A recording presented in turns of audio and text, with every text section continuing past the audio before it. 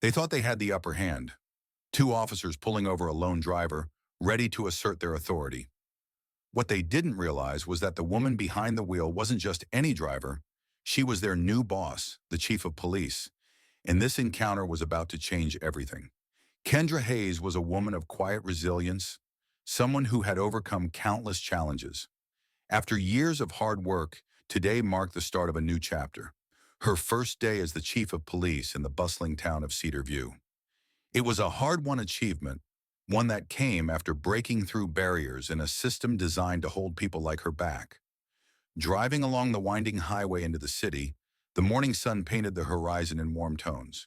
Kendra's grip on the steering wheel was a little tighter than usual. While this should have been a day of triumph, a sense of unease lingered. Cedar View was no ordinary town. Its deeply conservative culture and a police department plagued by reports of bias, especially against minorities, had made headlines. Kendra knew her appointment as the department's first black female leader was met with resistance from some officers. As she approached a traffic light turning red, the flash of blue and red lights in her rearview mirror broke her thoughts. A patrol car pulled up behind her, sirens blaring. Kendra's heart skipped a beat. This was no coincidence. She pulled over, the crunch of the roadside gravel echoing beneath her tires. Two officers stepped out, both white. The senior officer, a broad-shouldered man in his late 40s, approached her car with deliberate steps, while the younger one followed closely, his face set in suspicion. Kendra lowered her window, her pulse steady, but her senses sharp. The senior officer leaned slightly toward her, his eyes scanning her car. "License and registration," he demanded in a tone that exuded authority. Kendra silently retrieved the documents from her glove compartment, handing them over without a word. Experience had taught her that silence often spoke volumes in these situations. The senior officer inspected her paperwork, but kept his thoughts to himself. The younger officer, however, couldn't hold back.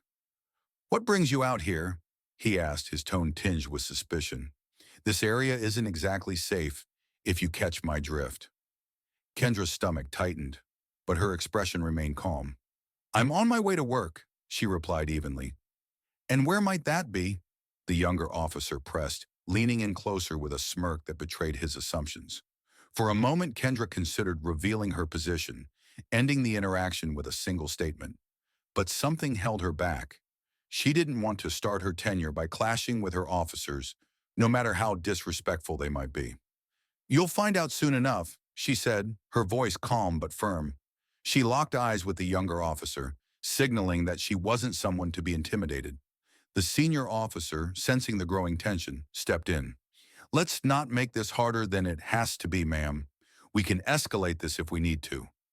There it was, the thinly veiled threat, the subtle assertion of power. Kendra felt her patience wearing thin. She had endured this kind of treatment for years. Disrespect, condescension, assumptions rooted in nothing but the color of her skin. She had worked too hard and risen too far to let this moment slide. Taking a steadying breath, Kendra decided it was time to end the game. "That won't be necessary," she said firmly. "I'm Chief Kendra Hayes. I suggest you reconsider how you're handling this situation." The shift in the atmosphere was undeniable. Both officers froze. The senior officer blinked, his confusion evident as the realization hit him like a sudden blow. The younger officer's smug demeanor dissolved into shock, tinged with panic. "You're the chief?" the senior officer stammered, clearly taken aback. "Yes," Kendra replied, her voice steady. "And I'd like to know exactly why I was stopped and subjected to this line of questioning." For a moment, neither officer could muster a response. The younger one stammered, grasping for an excuse, but it was too late. The balance of power had shifted, and they both knew it. The senior officer cleared his throat, trying to regain his footing. "There must have been a misunderstanding." "No!" Kendra cut him off sharply. "This isn't a misunderstanding. This is the problem. You stop people like me without cause, make assumptions, and assert your authority simply because you believe you can get away with it." The senior officer opened his mouth as if to argue, but no words came. He knew she was right. Kendra's composed yet resolute stance only highlighted the flaws in their actions. "It's behavior like this," she continued, her gaze unwavering, that erodes trust in the system, and it's people like me who are here to change that. The officers stood silent, their faces pale. Kendra could feel the weight of the moment. This wasn't just about her. It was about every person who had been unfairly stopped, questioned, or harassed simply for not fitting into someone's narrow idea of belonging. She stepped out of the car, her posture confident and commanding. "You'll both report directly to me for the next few weeks," she stated firmly. "I'll be reviewing every traffic stop you make. I suggest you reflect on how you handle yourselves moving forward." The senior officer finally managed to speak.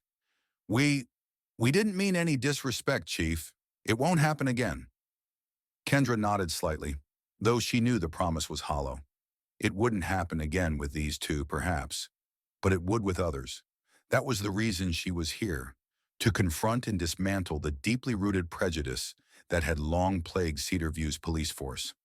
"Good," she said quietly, returning to her car. As she drove away, Kendra allowed herself a brief moment of respite. She had won this round, but many battles lay ahead. Her position as chief of police wasn't just a title, it was a mission to ensure that no one else had to endure what she had just faced. Later that day, Kendra stood before the department for her first meeting. The tension in the room was palpable as she addressed the officers, her presence commanding their full attention. She recounted the events of the morning, sparing no detail. "I'm not here to humiliate anyone," she began, her tone firm yet composed. "But I am here to make one thing clear. This behavior stops now. Every officer in this department will be held accountable for how they treat the citizens of Cedar View, regardless of their race, gender, or background." A murmur rippled through the room. Some officers shifted uncomfortably, while others nodded in silent agreement. Kendra remained unflinching.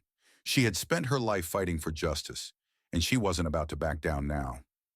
"This is your opportunity to show that you are officers who serve with integrity," she continued.